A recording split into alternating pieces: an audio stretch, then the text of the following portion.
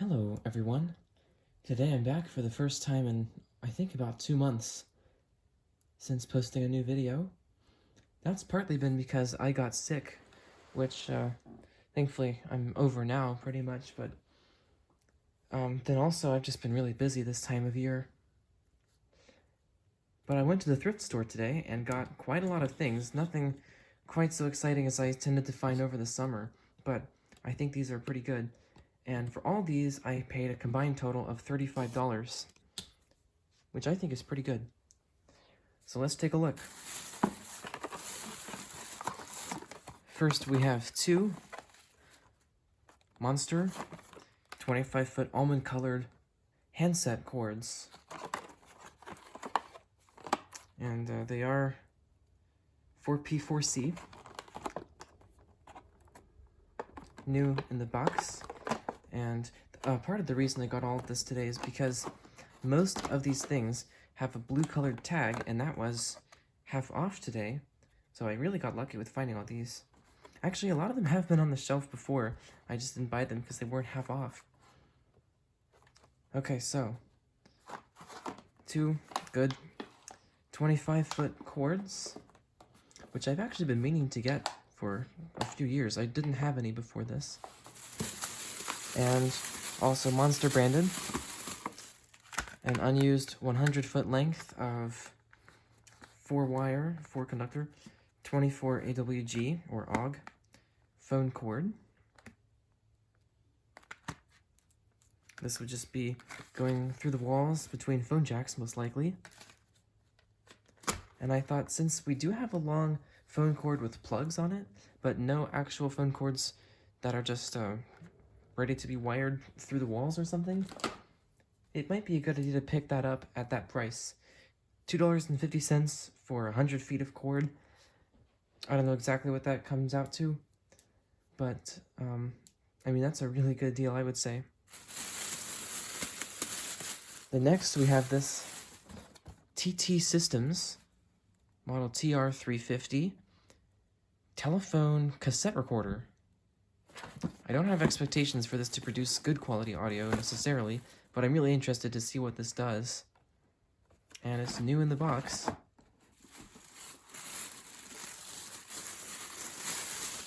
To be honest, I haven't finished deciding whether or not I'm going to take a look at this today. It's possible that since my testing phone is not currently set up, I would want to look at it later, or some other time. In which case, I'll just make another video on it. Then in the other bag, we have two remaining things. And they are both vintage clock radios. First up is a General Electric PB7-4638B with a tear in the label for some dumb reason.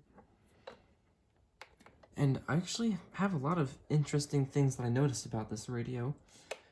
First, on the back here, you can see there's a switch in here, and it switches this between 220 volt 50 hertz and 120 volt 60 hertz, which I've never seen before on clock radio or anything like this. And then it's just got a really nice wood grain finish. Well, actually, it's not quite as vibrant as it could be, but it just looks good. I love these old wood grain and brushed metal trimmed electronics. And then it's got a really nice green LED display.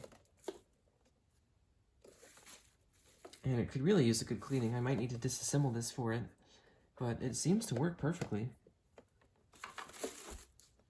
Let me grab my scissors so I can take that thing off the cord.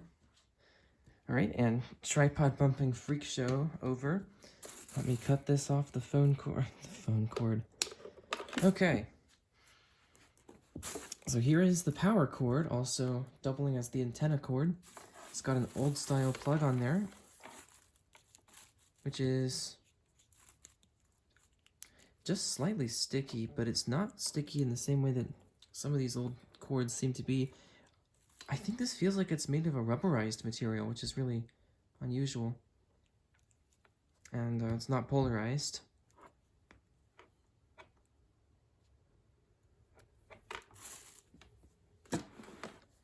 Then, lastly, we have If I can get the cord out of this bag, there we go. A realistic Chronomatic -244. Let's see if there's a different category number on the back. Model number is 12-1551. For some reason, the AM band only goes up to 1620 kilohertz, which is a full 100 kilohertz below what it's supposed to. And unfortunately, I couldn't get this to actually receive anything in the store, but this is cool enough that I wanted to get this anyway, because for one thing, it does have a much nicer looking wood grain. I don't know how easy it is to tell on the camera, but the realistic one is a lot more vibrant than the GE one. But then, importantly, this has a headphone jack on the back. It's a 3.5mm jack. That's quite hard to find on a clock radio.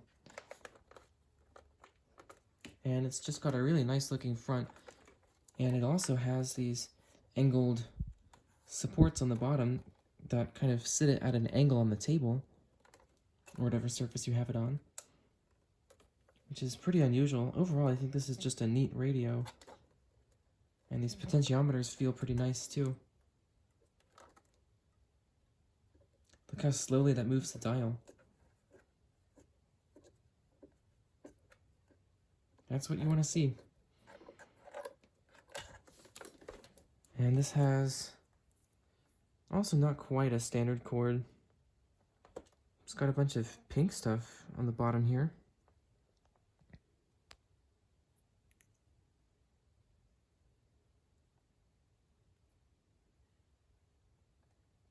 It's kind of weird. And then it extends up to here too.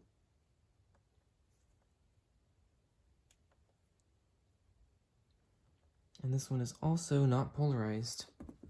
So let me cut off this tie on here.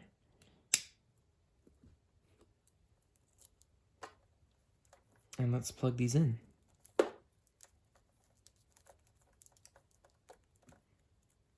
Oh boy, the cord is getting all tangled up.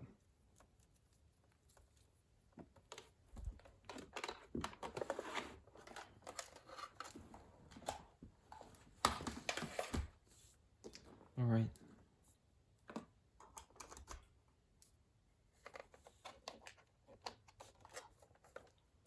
A dimmer makes a nice amount of difference. On high, I'd say it's really not that bright, but the display itself is huge compared to most digital clocks from this time period. I'd say it's about 1.25 inches tall, the digits themselves. So that's really good. Then on dim mode, that's quite dim. A battery sentinel says that it is, I guess, bad, or it's needing attention. The light's on. Alarm 1 and Alarm 2 indicators are not on, but PM is flashing along with the 12, which is also pretty unusual. Usually these old radios default to midnight, but this one's slightly smarter than that. Alright, let's plug in the General Electric one.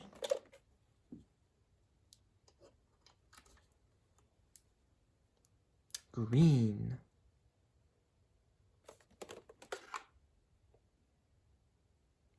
And interestingly enough, the hum from the transformer is changing when it flashes. See if you can hear this. Now let's see what happens if I dim down the display.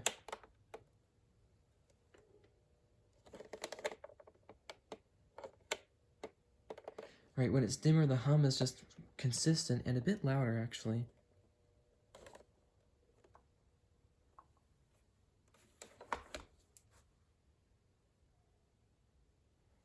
Well, that's kind of unfortunate that it makes a hum. I really don't like that, but it's not loud enough that I can really hear it beyond about probably 5 or 6 feet away, I'm guessing. And the dimmer on high, that is actually pretty bright. It's pretty good. And on low, that's decently dim for something that's that bright to begin with. The dial is also marked by a green indicator, although it doesn't light up, I don't think. So let's start up by setting the clock on this, if I can figure out how. I think it's these buttons over here. We've got forward, fast, slow, and reverse, slow, fast. And that made the speaker pop the first time you did it. It's currently 5:49 p.m. I think. That clock is kind of hard to read from this angle. Yeah, 5:49. So, alright, it's in PM mode since the AM indicator's not on. Let's go fast.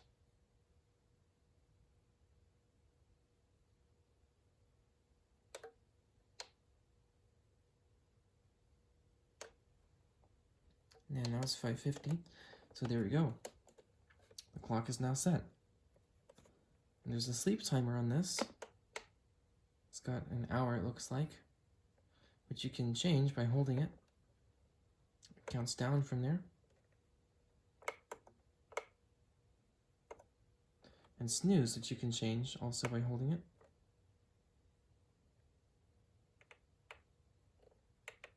That's pretty interesting.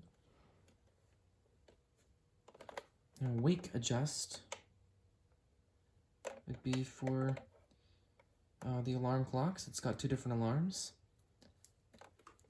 And when you press and hold the corresponding alarm button, you can then use the time adjustment keys, I guess. Yep.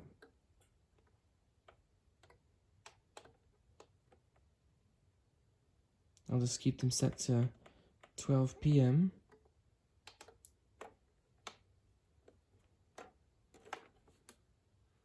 And it says Wake Set 1 is on music, as is Wake Set 2 by default.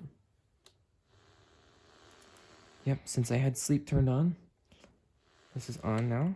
I've got the on and off buttons. It's kind of unusual to have different buttons to turn it on and off. And this is all that we're receiving right now. That's on FM, so here's AM. And that's all the way down at the bottom, so let's start tuning around.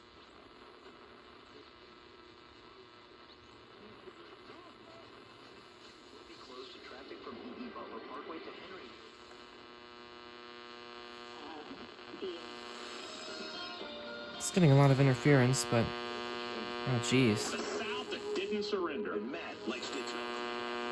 Alright, so it's getting a decent number of stations.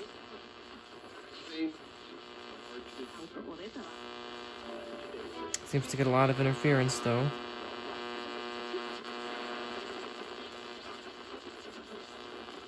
There's a lot up in the upper part of the band, which is normal.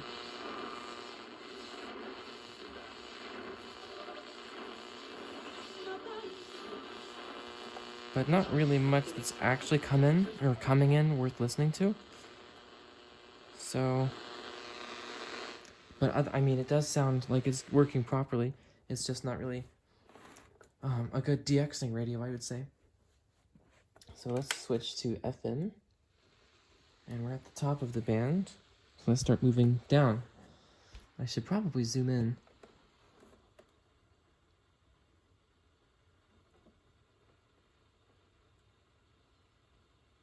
And nothing yet. Oh yeah, I think when I was testing it, the switch had some oxidization on there. There we go.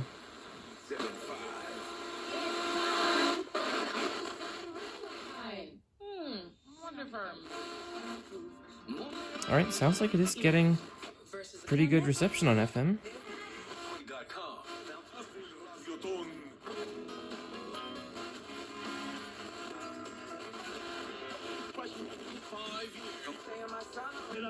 Today, that's markspain.com and start packing. Unique looking, smooth flavor. I don't want to play more than a second or two of anything in case I get a copyright strike, but if I can find a good talk station. She's also putting away money for her own kids to go to college. About 4,000 DC childcare workers have benefited from the Pay Equity Fund.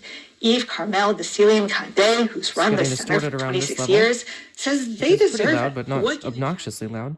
Certainly for a mono radio, that's pretty good. You have tremendous amount of patience, of love. Yeah, that was pretty piercing. So I'd say the speaker has decent sound quality, but not much in the way of bass, which is to be expected. And I'm dealing here with kids. We took this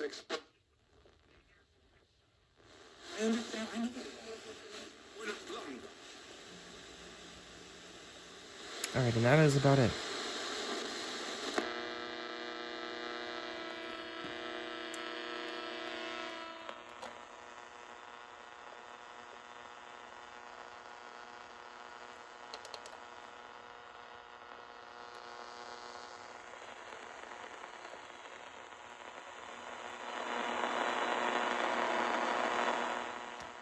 It sounds like the AM tuner has decent sensitivity.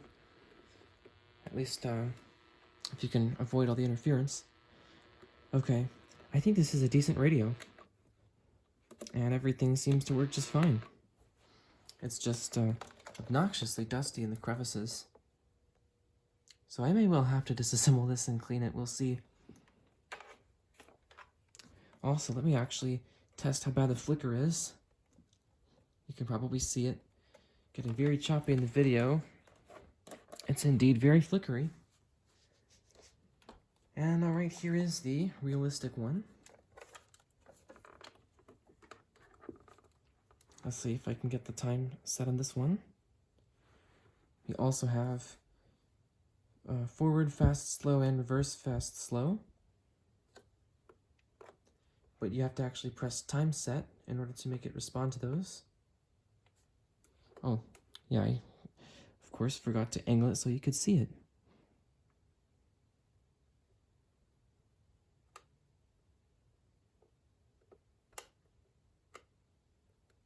The buttons are not really responding the best. Whoa, jeez.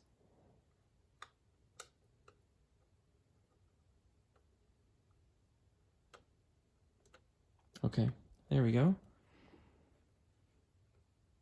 And we do have two different alarms,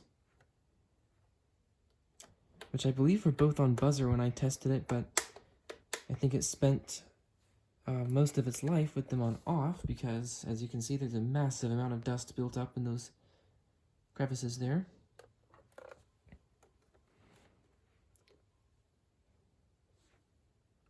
Snooze makes it show 6:30. It's counting up.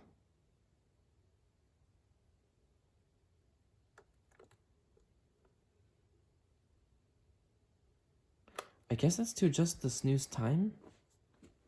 Anyway, let's see if we can set these alarms. They both would probably default to 12 p.m. If I can make the button respond, there we go.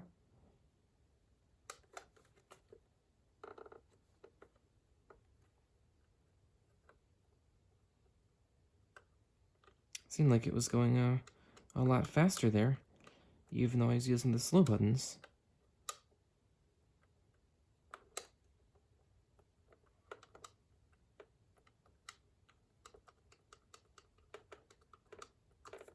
Alright, so that seems to at least want to work. I think, as I was saying, I should probably just open this up and clean out the buttons and contacts and everything. So next, let's turn on the radio. Oh, nice! It's got a light.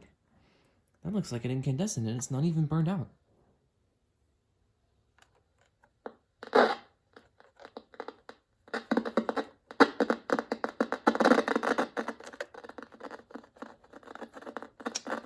If I move the volume dial around a good bit, it should clean it up some. There we go.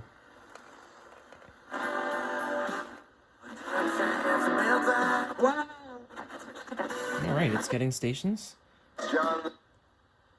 Nothing up at the top here. WUMJ Fayetteville, Magic 107.5, 97.5. That's right. That's 107.5 up here. Sound of it? An 8 is my hero, Baba.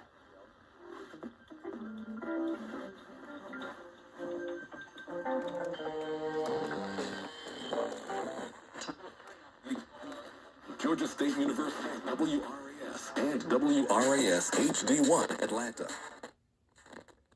Coming up daily.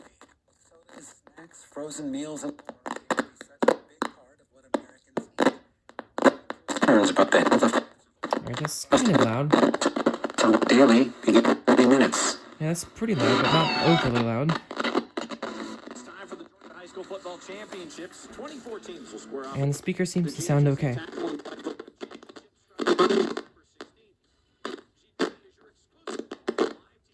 If I can get the sound back at all, there we go. Live at gpb.org or through the GPB Sports app.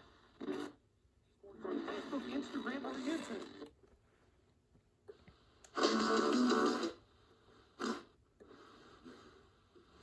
From inside to outside.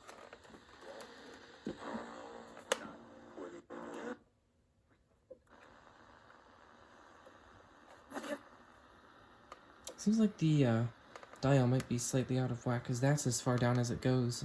And then up here it was going way up past the 108 mark.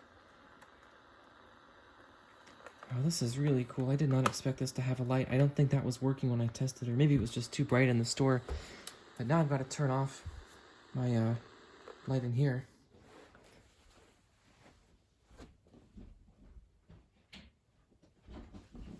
So, first let's just take a look at the dimmer difference on both of these. I believe this is on low. Yeah, and there's high.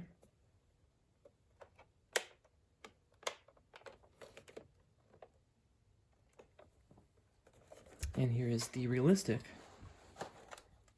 It's on high. And that's low. As I said, that's quite dim. And if I can remember exactly where the button is, there it is. There's the dial light.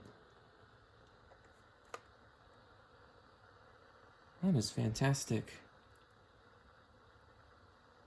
And the screen, or the plastic cover on here, is not really even scratched up at all. I almost wonder if the this GE one has a light on it or not. No, it doesn't. I didn't think it did, but then again, I didn't know what this one did. So let's switch over to AM. I think that switch itself is pretty oxidized as well. That seems like it's working now.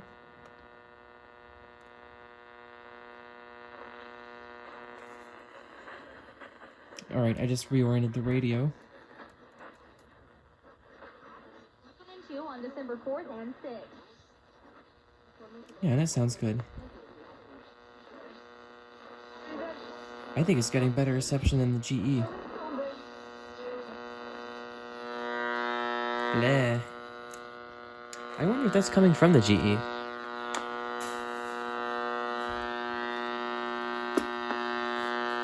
Nope.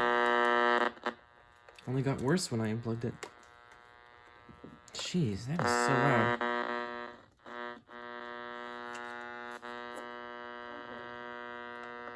Get high in the playoffs. Let's get away from this. Let's get away from deserving or whatever else we say. The offices of George W. Bush and Barack Obama have announced whether they will be at the inauguration on January 20th. This doesn't sound quite right. Democrat State Senate Committee looking into transgender athletes in school sports today. Yeah, I think there might be something slightly up with the dial reception in this one, I mean. Expect to raise it to 53 with 23.46 a win. That's because of a crash. The rate lane is blocked. And the New England. Like, it sounds okay on the weaker stations, but the stronger ones are just not coming in clearly. They're kind of distorted. 880 ESPN, New York. Dangerous conspiracy. Whether it's the left.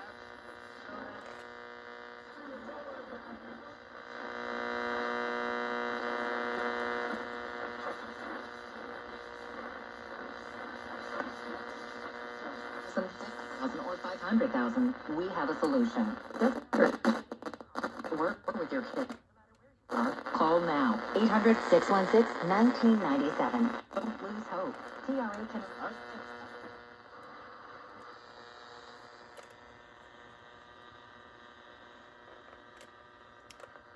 Where is the off button?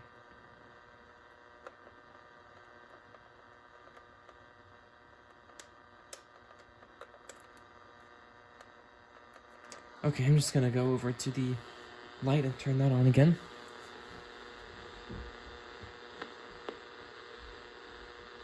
You can hear it make a click when I turn it on. There's the off button. It's just not quite responding. There we go. So yeah, it definitely needs a good deoxidization treatment, and both of them need a button cleaning.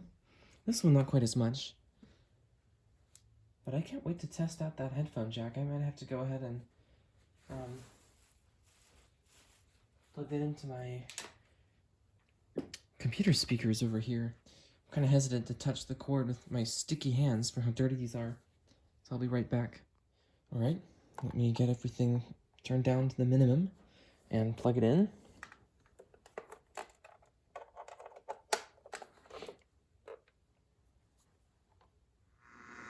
There we go. So that's only coming out of one speaker.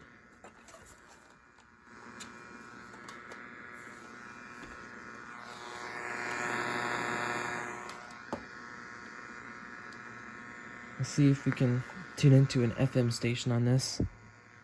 Well, no, I'd better just leave it to the talk shows that won't get copyrighted.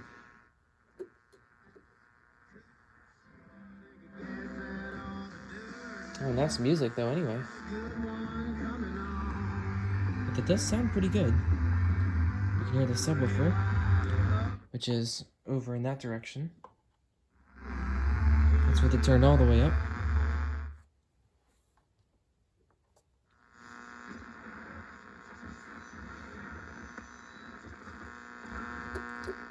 Let's go down the dial some more. I think there were some talk shows further down. Yeah, there's the one that's not sounding right.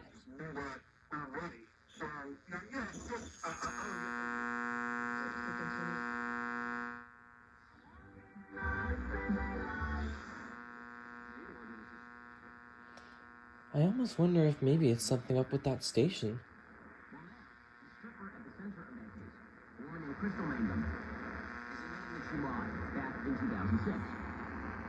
She had never publicly admitted that she fabricated the rape allegations before the revelation now. Alright, so the sound quality is pretty good. At least when you have it connected to a headphone, or when you have it connected to external speakers that sound good. And of course, keeping in mind it only has mono audio. But to find a headphone jack, especially a 3.5mm one, on a radio this old, just a regular clock radio, although this is not just a regular clock radio, as we know. But I mean, one that's designed to be like a general clock radio. That's just very surprising to me, basically. So, there we go. I believe that will be it for this video. I'm going to take a look at this thing in a separate one. But I will go ahead and show you everything is in here.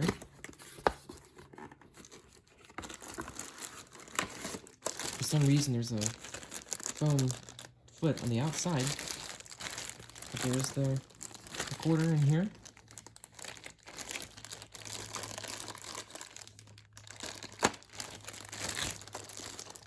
It's got a mic built in here.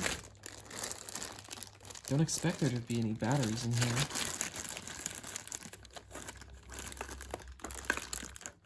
Yeah, everything's pristine in there.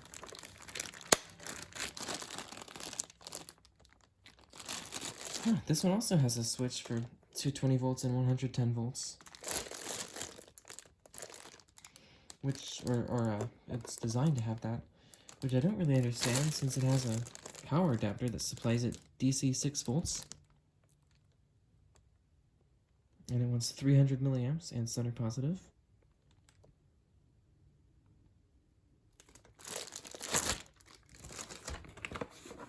We've got a deteriorated looking cord.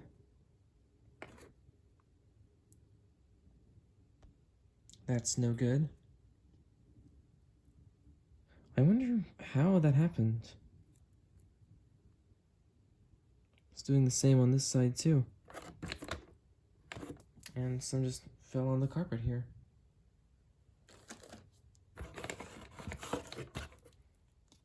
Alright, and here's the manual.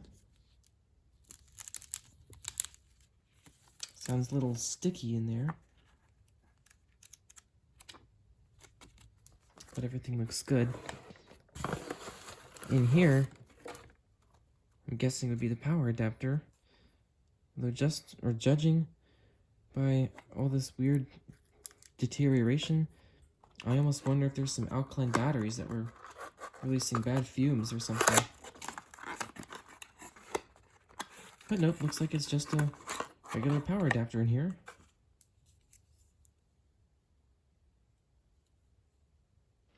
For some reason, the sticker looks kind of weird around the edges.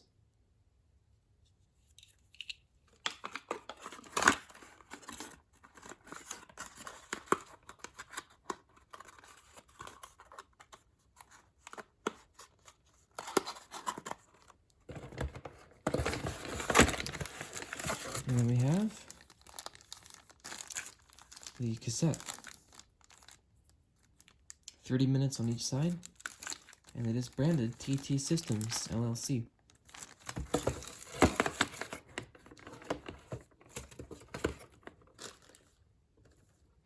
I think I'm not going to put this back in the box. I'm just going to put this over with my cords that need to be either specially cleaned or recycled.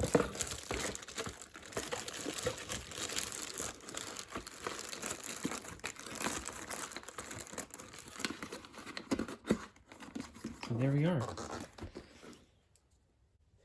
And I just remembered, I totally forgot to check the battery compartments in these things. I always forget ones like this with weird 9-volt battery compartments just in random places.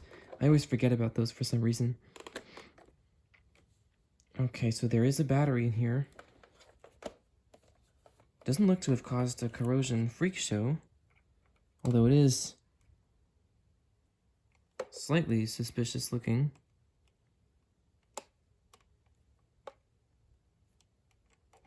Okay, let me just unplug this.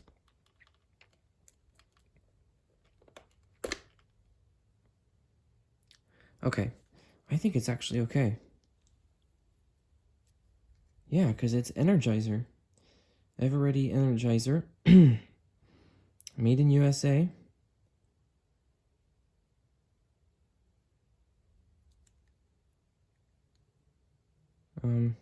There's no date code. It says 1XC on the bottom. But there doesn't seem to be any kind of a date code on this. Unfortunately. But I think it's in good condition.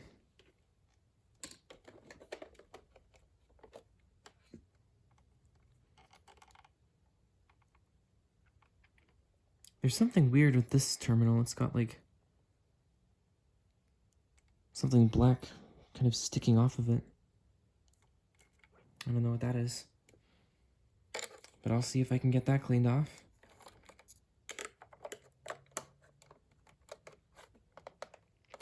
And now this doesn't want to go back in. Okay, there we go. Now in here, there's also something just rattling around. Huh. Alright, and we have a battery in here too.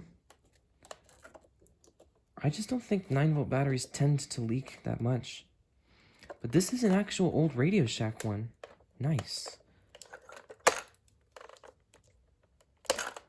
There we go. And I don't see any signs of... Oh, no, here's... On the, I think that's the negative terminal. Yep. And it left some on the corresponding snap on this thing. So I'll just get that taken care of with, I'll probably have to get a toothpick in there. And of course vinegar.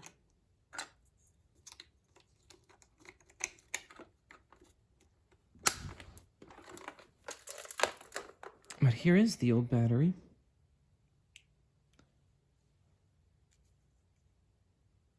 Energy Plus, Radio Shack, Alkaline, Enercell, 9 volt, 23-553, longer lasting power.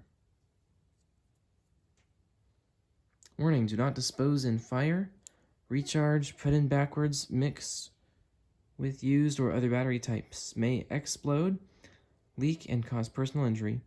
Which I think this thing actually said something very similar. Nope, it was the other side.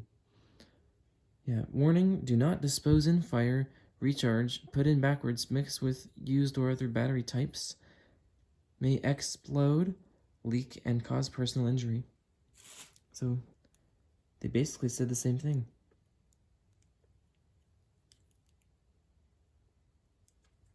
And then on the bottom it says 8609, which actually could be a date code of September 1986.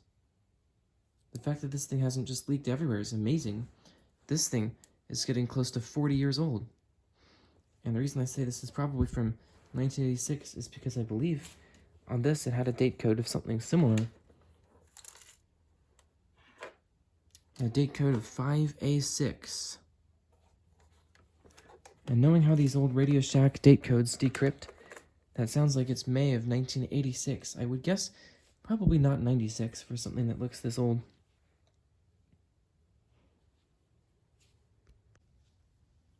It occurred to me while editing this video that I never showed the alarm clocks on these radios.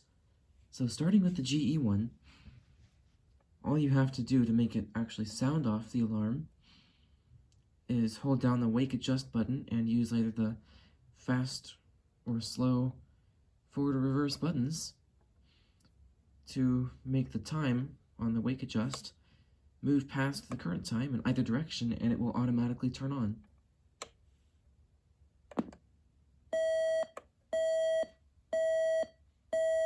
So this is alarm 1. Now let's listen to alarm 2.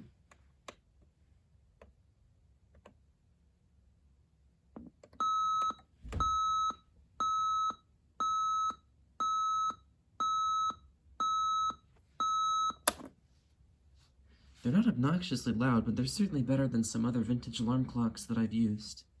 And they have some pretty nice separation in pitch between the two different alarms. And it is the same way on the realistic one.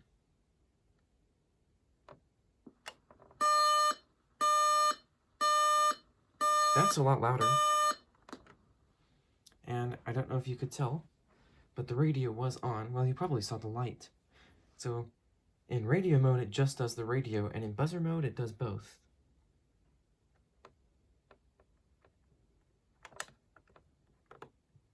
Nope, it's not. There we go. I think the alarm 2 button needs to be cleaned out.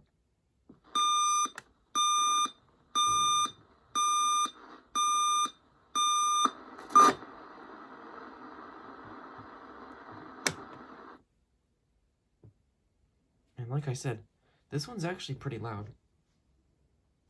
This was my thrift store haul from December 13th, 2024. Thank you for watching.